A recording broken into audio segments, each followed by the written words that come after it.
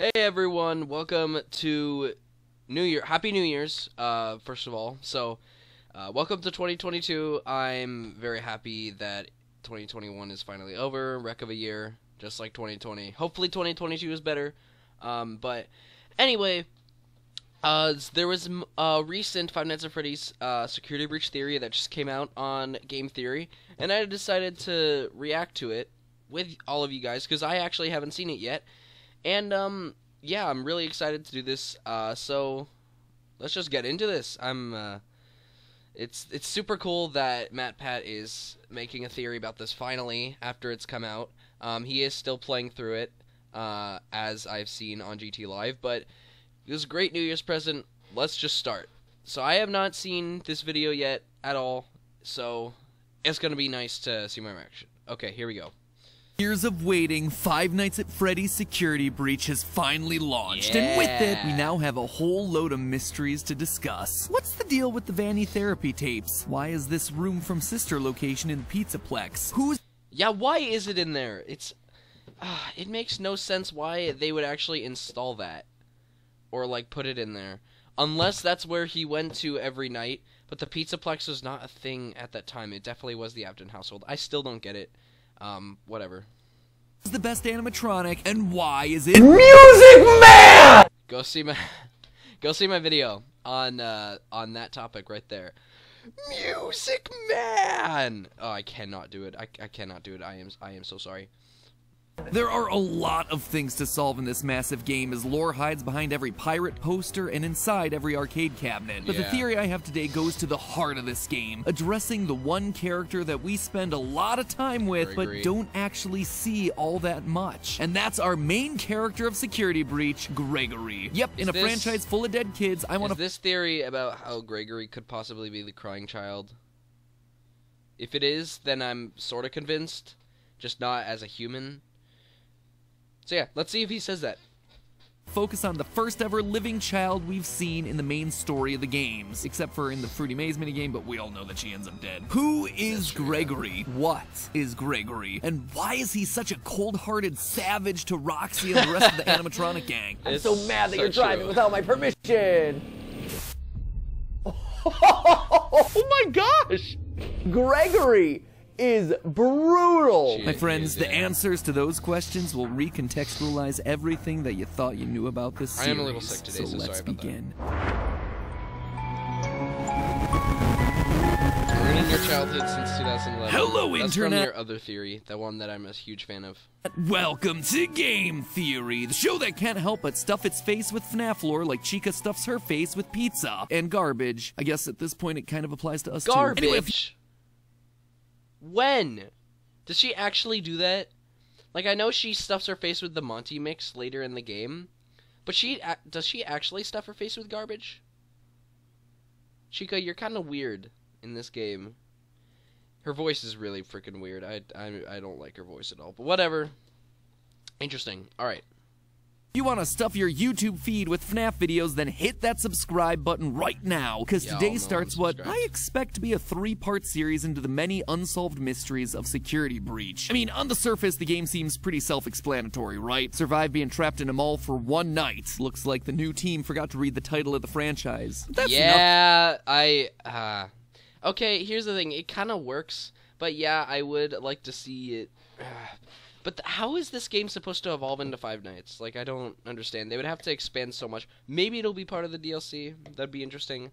But yeah, they should probably change the name to FNAF at this point. It's better to say than FNAF.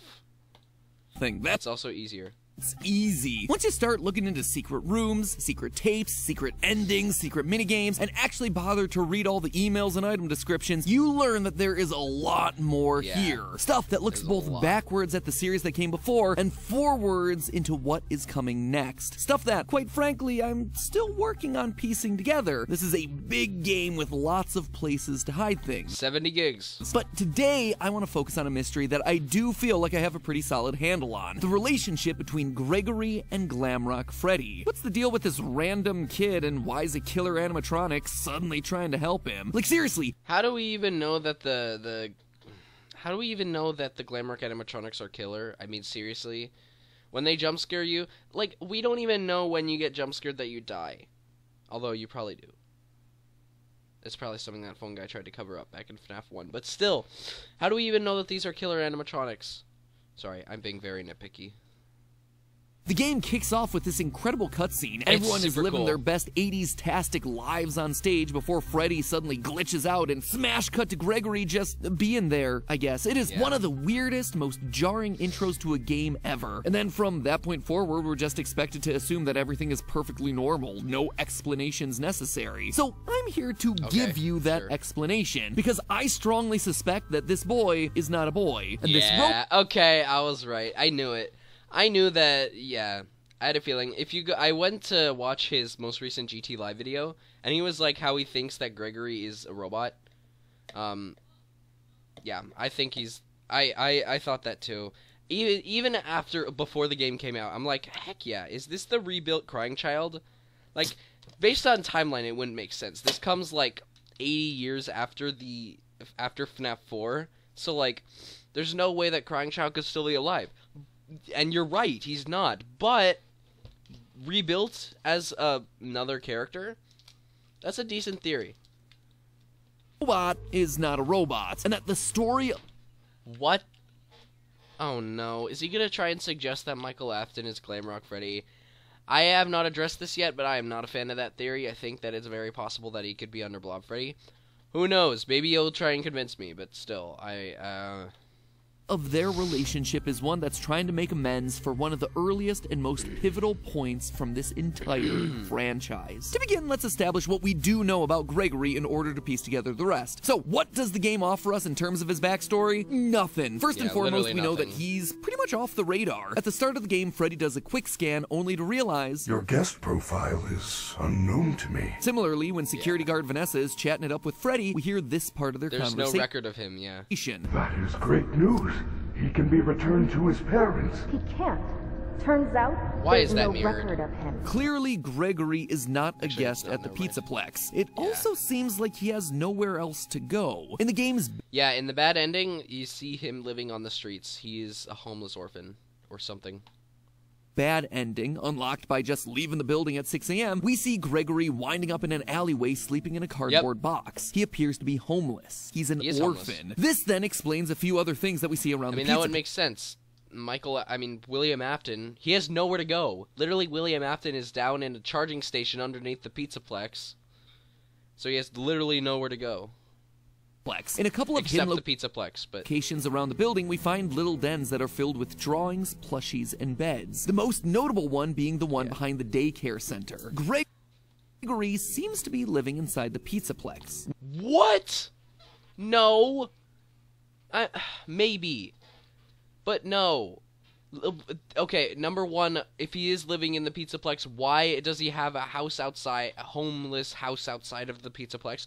Number two, the area you just located, Sun has been there. Sun would catch him and send him out. But as we see, Sunrise is the only character to spot him and actually, like, be friendly and say, who are you? I don't know who you are. Yeah, that could be protocol, but, like, no. Come on. Really, MatPat? No, he's not living inside the Pizzaplex. He wants to escape back to his homeless life. But still, come on, no. Which would explain his lack of a guest pass. We can't even be sure that his name is Gregory. In the game's opening scene, Gregory has no issues speaking to Freddy. Will you shut up? Who said that? I did. However, once Freddy asks him for his name, he stutters.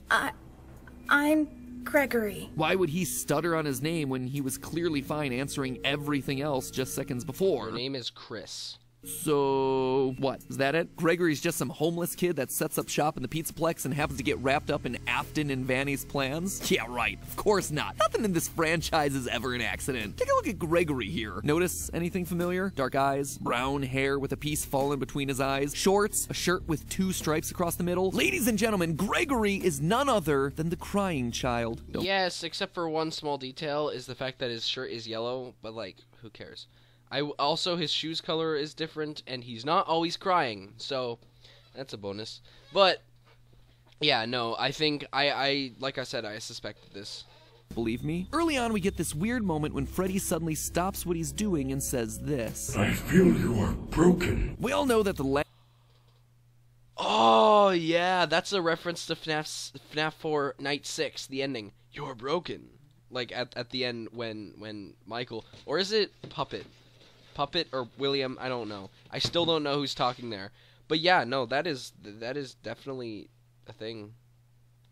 language in this franchise is never chosen by accident. Everything is meticulously crafted, so is it a coincidence then that the word broken is only used one other time in the FNAF series to describe a child? That iconic FNAF 4 You're clip broken. with crying child and golden Fredbear. Like I said, I called broken. it. I know We're too still much your about the friends. series. I will put you back together. The fact that both crying child and Gregory look alike and are considered to be broken screams of a connection existing between these two. Him being the crying child would also explain why he has nowhere else to go. His dad is an undead zombie living inside a yellow bunny suit. And his no, he's not living inside a yellow bunny suit. He is merged into the bunny suit, as we see at the end. He is literally one with Spring Bonnie. His foot is literally Spring Bonnie. He has one robotic foot and one that is made of Spring Bonnie. So he's not living inside it. He is part of the spirit. Okay. mom is MIA. There's also lines like this. Your parents want you to follow me. Your family is looking for you. Oh my gosh. I have heard those two lines so much in the freaking game. Oh my gosh. It's, along with who wants candy. I swear I've heard that line so many times. Dear Lord. Let me take you to your parents. On one hand, this just sounds like Chica spouting out some generic security protocol. On the other hand, if indeed Gregory is the crying child, Chica's lines here take on a whole new meaning, because she is quite literally bringing him to his family. His father living in the basement, William Afton. But obviously there's one big problem with this. One that I'm sure all of you are screaming at your monitors or typing aggressively down in the comments. Crying child is dead. He died in FNAF 4 when his older brother Michael picked him up to be chomped. And not only did he die, his soul then went on to be one of the two spirits possessing Golden Freddy. Also, well, if you can't tell by then, he obviously is going to say that he's a robot. Because literally, this is like I said, 80 years in the future. That would make Crying Child like 70 to 80 years old. Which is not logical at all. The other being the vengeful spirit Cassidy, before he was finally put to rest by the puppet in the happiest day ending of FNAF 3. This kid is well and truly gone. He is removed from the franchise. He is one of the... I still believe in Golden Duo, the spirit of him, but I also do believe that Gregory is definitely a robot of Crying Child, put together by either the puppet or William Afton. Like I said, I still don't know who's talking there, but yeah. Few cards that are officially off the lore table. So why then do I dare invoke his name here? Because Gregory is a robot. A rebuilt version of the Crying Child. Flame shields activate because it's time for everyone's favorite segment. MatPat uses the lore from multiple FNAF books to try and explain parts of the game that don't make sense. I'll try to make this as quick and painless for all of us as possible. In the books, children having tragic premature deaths and then being rebuilt as robots by their grieving fathers is something that happens a lot. Like, if I had a nickel for every time this plot line showed up, I'd have like 3 nickels, which isn't a lot, but it's weird that it happened 3 times. In the original... Oh my gosh. Really? You had to bring up basically a dead joke at this point. It is sort of dead now. Oh, come on, Pat, you can do better than that. Novel trilogy, the whole big twist of that was that Charlie, daughter of Henry Emily, died as a kid, and that her father put her back together by building robotic...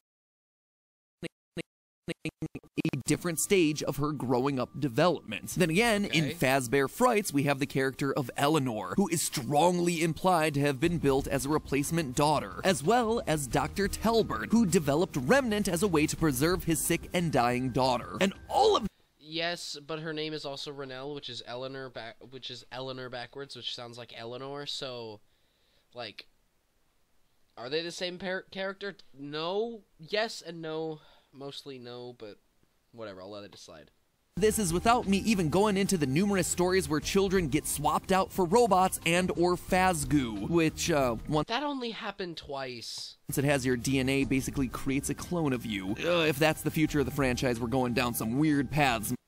my friends. Anyway, to summarize, there's evidence in the wider canon that FNAF 4's lines about the crying child being broken and needing to be put back together were meant to be much more literal than any of us first suspected. But we don't even have to go that far. Within Security Breach itself, there is plenty of evidence to suggest that Gregory isn't exactly what he seems. When Vanny spots you and starts to get closer, your vision gets a CRT effect. Basically, the horizontal lines that old TV monitors used to get. And it's worth remembering that since this is a first-person game, that is representing your vision. So why are your eyes... I just wish she appeared more. That's my main criticism of this game, is Vanny barely appears. She only appears in the scripted events, and that makes me so mad.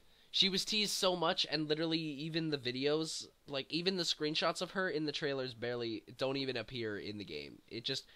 She's barely in the game, and it makes me so upset. But anyway, outside of the endings, of course. Eyes suddenly behaving like cameras on the fritz. Unless, you know, they are cameras on the fritz. Later in the game, once we defeat Roxanne Wolf, we can take out her eyes and upgrade Freddy. Our Fazwatch tells us that, quote, Roxy sees things differently than others. Sometimes she'll stare and talk to the other bots through walls. She's able to see things that others can't, which allows us to see collectibles like secret CDs. In a way, she has a sort of X-ray vision, which is why when you first install him into Freddy, his comment really stands out. How are your new eyes? I am having a hard time adjusting. You look different to me. It's almost like he was You look different. Wow. Okay.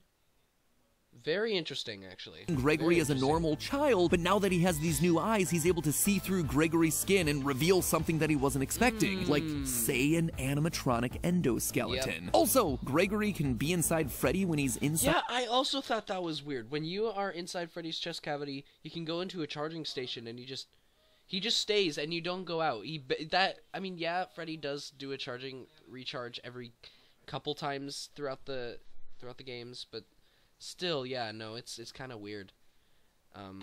At the charging stations, which on its own feels weird. Like, I kind of expected you to hop out and leave him to charge, that but barely happens in the game, like I said. Nope, we pilot him inside of it and then sit there as he charges. Or could it be that those charging stations are as much for us as they are for him? Remember that secret den behind the daycare where we assumed Gregory's living? There's a strange amount of decommissioned and what appear to be salvaged security robots. Maybe for a kid who needs a robotic... Okay, yeah...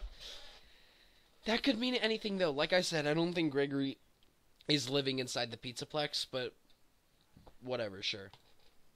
Upgrade. The fact that there's no record of Gregory would also make sense. If he's an animatronic, there wouldn't be records of him because he's not technically a human. It would also explain why Gregory has no parents. But maybe the biggest point of evidence comes from the very beginning of the game, where during the opening cutscene we see Freddy glitch out. This sets him on a course of being good for the rest of the game. But what causes that glitch to happen in the first place? Well, by going frame by frame, we can see that there's a security threat on the loose, and it looks to be a small child. What? It's Gregory. How do you spot things like this? Dude, you're insane. You're a madman, man. The FNAF community is just... They spot the smallest details ever and are able to make lore... They are able to make lore out of the smallest things. It is very impressive. Has to be. Gregory is the threat here, a robot that poses a threat to Freddy's programming. But why? How? What would make sense about that? Well, to understand that connection, it's time to put a pin in Gregory and turn our attention over to Freddy. If you unlock the game's final secret ending, you end up going below the Pizzaplex, only to discover a former Freddy Fazbear location, Freddy Fazbear's Pizza Place. If that name doesn't mean anything to you, it shouldn't, really. Most of the restaurants in the series go unnamed. But while the name might not... Hey, the FNAF 6 location does go named in the end cutscene. How do you find stuff like the small child thing at the beginning of the game, but you don't know about the cutscene at the end of FNAF 6 that show that place is Freddy Fazbear's Pizza Place? How do you not... I know for a fact that you're about to say that this is the FNAF 6 location, but, like, mean anything, the layout should be a familiar one. One large rectangular stage with lights on the trim and big speakers on either side, and a smaller semicircle stage right next to it. It's from FNAF 6, Pizzeria Simulator. Notice the stools that are placed right in front, the checkered floor. We even have purple striped tablecloths and blue, green, and red plates exactly like we saw in Pizzeria Simulator. As a refresher, this is the location that Henry lured all of the roaming animatronics to in order to burn them to the ground one final time. Although for one of you... And also an observation that I wanted to make is that the boss fight place where you fight Afton underneath it, is that where Michael Afton does... Is that where Michael Afton is, like, doing... Is that the in-between nights office thing in FNAF 6? Underneath the Pizzaplex? I mean, underneath the location? I mean, it doesn't look like you can go anywhere else, so it would only make sense to be underneath. Interesting. Darkest pit of hell has opened to swallow you whole. So don't keep the devil waiting, friend. And this is it, here. Seems like Henry's plan didn't quite work as expected. We still see pretty much everyone that he tried to torch away, and they're all alive and well and thriving underground. Springtrap is there, Molten Freddy is there as this big black blob, and if you look inside that blob, you can even see Baby the puppet, and shouldn't there be... Wait, Baby the puppet, who else? Molten Freddy, and Springtrap. Oh yeah, so all of them are there. And heck, even the puppet kinda lessens the impact of that Savage Henry speech from FNAF 6, but whatever. Anyway. Yeah, it's not as savage as you really think. If you really think about it, it's like an ending to the original. But, you know, there's still room open for continuation. They knew that there was... Scott knew that there was room open for continuation when he did the whole line before the Henry speech in FNAF 6, so... The reason I bring this up, outside of it giving me a chance to remind everyone that I totally called something like this happening at the end of the last theory from a year ago, is that one character is notably absent here, Michael Afton, who He could be part of Blob Freddy, though. That's the thing. He's not technically absent, even though... He may not be absent even though we don't see him. Maybe he's just inside Blob Freddy. It's still a possibility. reasonably sure was the guard working at the FNAF 6 location and the one who helped to burn it down. And to you, my brave volunteer, who somehow found this job listing not intended for you. Although there was a way out planned for you, I have a feeling that's not what you want. I have a feeling that you are right where you want to be. After being scooped, turning purple, and trying to undo his family's sins location by location, he went down with the ship and burned alongside his father and sister. Which means that presumably he should be here. And possibly Mother, because Ballora is part of Molten Freddy, and based on evidence from this game, Ballora could very possibly be the soul of Mrs. Afton. Somewhere. And yet, he's not. Unless, of course, he's taken on a new form. Say, perhaps, Glamrock Freddy. We know for a fact that Freddy's been down here based on some of the lines that he drops during the finale. I know what this is. I have been here before. Wait. Glamrock Freddy. We know for a fact that Freddy's been down here based on some of the lines that he drops during the finale. I know. Okay. He's gonna try to say this is Michael Afton. I'm not a fan of it, but maybe you can convince me. What this is. I have been here before. She brought me here. I had no choice. She, now being I either have Vanessa a or choice. I have changed. My friends are here. They are so angry, confused, but I can protect you. So he's in a place where he can get possessed. We also hear that Freddy isn't acting like his normal self, saying, I am not me. And in yet another ending, the fire ending, Freddy is more than prepared to set the place ablaze, much like Michael Afton. No! Oh, no. I have a challenge for all of you. Go to Much like Michael Afton did to Sorry Fazbear about Frights that. at the end of FNAF 3. I guess old habits die hard. And nothing says that clearer than the replica of Mike's room from Sister Location that's hiding inside the pizza place. Yeah, I don't... for those of you who don't... Okay, I still don't understand why they added this. It doesn't make sense why Fazbear Entertainment would add this. How does Fazbear Entertainment even know about this? It's interesting. Literally, it's down to the T. They have the popcorn on the floor, they have the exotic butters, and they even have the wall and lamps. So, this is definitely from FNAF 4, but, like, I don't get it. I still don't get why it's here. Maybe for an Easter egg and for the stuff to decode on the wall, but still.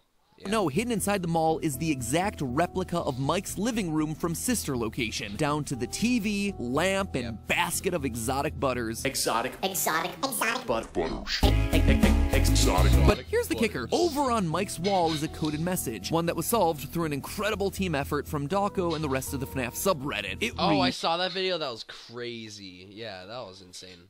as follows, quote, "Break and mend, I built the breath. They hunt now, drawn to life. Not real, still me. And frit and fraught with thought and zest, and guessed no blunt woes. Dodge, duck, flash, shoot, crawl, run, crush the vile band. Cry not, try not, do not hold out hope. Your life, your aim will save those I with still don't know soul." what it I feel means at like this all. is some sort of a poetry reading. Snaps, everyone. Yeah. Snaps. Snaps.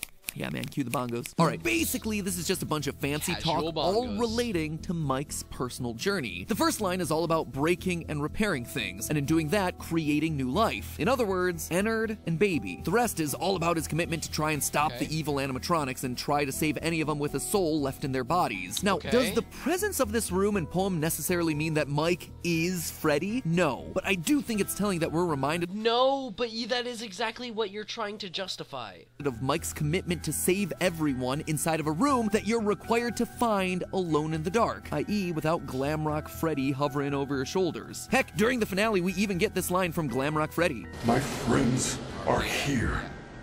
They are so angry, confused. Now, that line could be very well talking about the Glamrock animatronics. Oh, hey, Holly. That's my dog. However, I don't know. I don't think so, also. I think that it is very possible that Michael could be very well talking about... But then, Michael wouldn't know the original, the core 4. Huh. Interesting. Okay. He's talking about Molten Freddy, the spirits trapped inside of the blob. It's very possible that Is those... he really, though? He could very well be talking about the Glamrocks. But Molten Freddy, Blob Freddy, like, What friends does he have inside of there? Seriously. Like, he's not friends with the core, the missing kids. He may be friends with Crying Child, which might be in there. Nope, he's not. He's inside Golden Freddy. I am a Golden Duo believer. Yeah. So he's probably talking about the Glamrocks here. were indeed his friends captured and killed back in the day. Maybe William himself struck back against the kids that had bullied his youngest son, and now some of their spirits are trapped below the surface as part of the blob in this abandoned restaurant. Or maybe that's why Gregory is so brutal to all of these animatronics at the end of each boss battle. They killed him back in 1983, and now it's his turn to show the bullies no mercy by launching a go-kart at their face and ripping out their eyeballs. And meanwhile, Freddy is sad because they are quite literally his friends from when they were alive. But to me, honestly, the biggest connection... Yeah, there's no evidence to that, though. That the Glamrock animatronics are spirits of the bullies. What evidence do you have of that? I need to see evidence of that, because that's kind of a stretch. Points between Mike and Glamrock Freddy are thematic. They're narrative. Mike has been moving to location after location to try and undo his father's horrible work. This would just be a continuation of that story, as both Aftons return post-fire. And more importantly, it also completes the arc of the crying child and his older brother. Since accidentally killing his brother in FNAF 4, Michael's been trying to make amends. This would be quite literally their grand reunion. An older brother finally able to protect and defend his younger sibling in a way that he failed to earlier in their lives. This is also why Freddy's programming would glitch out after he encountered... You're convincing me. Okay.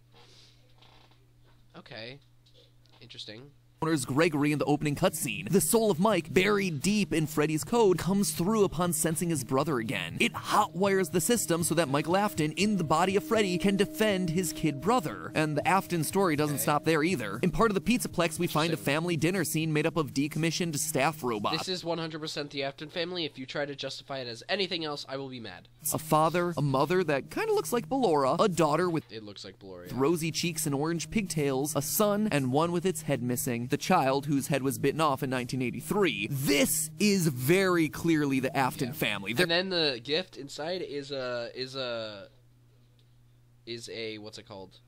A Fredbear's Family Diner poster, just like where all the trauma basically happened in Fredbear's Family Diner, at least with Michael and Crying Child. So very nice. You got There's it. no doubt about that. The story Stuff we already knew. continues in this game. In fact, I expect that's why the Save Vanny end. He also said that when Michael was brought down to be possessed, he like brought down to where Vanny or whoever brought him there, could be possessed by Michael. Yeah, I didn't think of that before. Okay, you have me sold on that. Okay, you have me sold. Yeah, okay, I now believe that Glamrock Freddy is Michael Afton. Ending here is so important. If you manage to find and complete all the Princess Quest arcade cabinets hidden throughout the Pizzaplex, you get an ending where we are able to save Vanny from the control of Glitch Trap. This is something that we predicted would be possible literally a year ago in a theory, but like you said, redeem her. However, I don't think it's the true ending. I think the true ending is the Afton ending. It's the only one that isn't a comic. And the comic seems to represent the fact that it's, you know, a tale of the Pizzaplex, but isn't actually the real. That's why I think the true ending is the Afton ending, and Vanny is still out there. Afton's released. Hopefully more will be shed on the DLC. But yeah, no, interesting. Bring this up not to pat myself on the back, but rather to call out the final moment of this ending, where we see Gregory, Freddy, and Vanny all sitting together on a hill. Yeah. A hill that I should point out is oddly reminiscent of the FNAF 6 gravestone. Or sister, but I think it's a clone. It's 90% chance a clone. I don't think sisters. That would be stupid. Hill. It feels meaningful, like all these characters have. Yeah, I noticed that too. There's literally even the tree. Also, interesting thing about this parallel is that it's also after all the credits have happened. So, yeah, good observation, MatPat, you got it. Some sort of history. Why would Vanny be there otherwise? Unless this is meant to be the crying child, Michael, and maybe even Elizabeth, the Afton. No. Okay, no, you are very wrong. Reasons why Vanessa can't be Elizabeth. Number one, Elizabeth is in the body of Baby, which is in the body of Blob Freddy. Number two, Vanessa is a completely new character that we have never seen. And also Vanessa is a human. So Vanessa, it would not make sense timeline-wise. Have you forgotten about ages? Come on. That's all I got. But still, Vanessa's not Elizabeth at all. If Vanessa is Elizabeth, I will dress up as a girl, and then I will dance in front of the camera. Hold me to that. No, Vanessa is not Elizabeth. Theory over. Children, the three kids who literally had their lives stolen by the evil deeds of their father, finally reunited, finally able to share a moment of peace on this hill. After all, Vanessa does have green eyes and blonde hair, just like someone else that we know from the series. We have, what's her name? Angel from Fazbear Frights #8, who has blonde hair and blue eyes, just like Susie. Does that mean that she's a parallel to Susie? No. She turns into a freaking gumdrop. But that's probably a theory that's best saved for another day. Long story short here, Gregory isn't just any kid. He's not just the crying child either. He's the rebuilt version of the crying child. An animatronic designed to fill the void left by the death of Afton's youngest son. Literally put back together piece by piece. And Mike, meanwhile, is also back. Glammed out this time, continuing to make amends for his past by reuniting with the brother that he accidentally killed as a kid and protecting him in a way that he never could before. Which then leaves us with a question: who's Vanny? How does she fit into all this? Why does she really gave Vanny the short end of the stick in this game, which is so disappointing.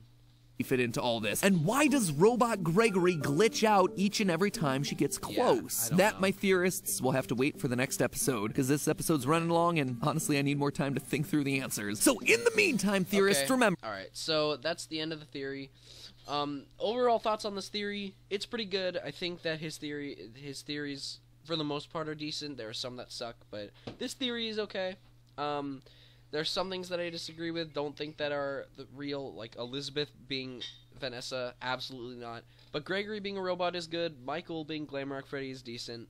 So yeah, pretty good theory. I will say that my other video based on the ending, I had no. I threw together my thoughts. I'm like, yeah, well, let's just vomit it out in this video. So yeah, so that's pretty much it. Thank you very much for watching. Please go subscribe, and yeah, have a Have a wonderful New Year's.